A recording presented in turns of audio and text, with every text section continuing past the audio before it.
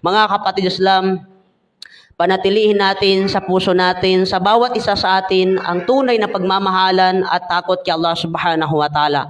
Sapagkat isang katangian ng grupo ng mga tao na minamahal ni Allah subhanahu wa ta'ala kapag nagkaroon sila ng pagkakaisa, nagkaroon sila ng pagmamahalan sa isa't isa, at ang kanilang pagmamahalan ay para lamang kay Allah subhanahu wa ta'ala at walang nasasangkot na anumang material na bagay. Yun ang tunay na kapatiran sa pananampalatayang Islam. Kung minamahal mo ang iyong kapwa, ang iyong kapatid, na walang nasasangkot na material na bagay. Kasi kung minamahal mo lang siya na meron kang inaasam na material na bagay sa kanya, hindi yun ang tunay na pagmamahal para kay Allah subhanahu wa ta'ala, o di kay pagmamahalan para kay Allah subhanahu wa ta'ala. Ang tunay na pagmamahalan kay Allah subhanahu wa ta'ala, magmula sa puso natin na kahit walang material na bagay na nasasangkot, ay maging consistent ang pagmamahal natin sa kanya.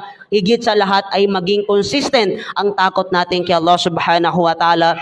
Ibilang nawa tayo ni Allah subhanahu wa ta'ala sa mga tao na nagmamahalan sila sa isa't isa, pinapanatili nilang tanggalin sa kanilang mga puso ang pagkamuhi nila o galit nila sa kanilang kapwa, sapagkat inaasahan nila ang gantimpala ni Allah subhanahu wa ta'ala, dahil ang mga tao na dinidevelop nila sa kanilang puso ang pagpapatawad sa mga tao na nagkakasala sa kanila, ay pinagkakalooban ni Allah subhanahu wa ta'ala ang mga tao na yun, na marunong silang magpatawad sa kanilang kapwa, lalo na marunong sila tumanggap sa kanilang pagkakasala sa kanilang kapwa. Higit sa lahat ay ang pagkakasala nila mismo kay Allah subhanahu wa ta'ala.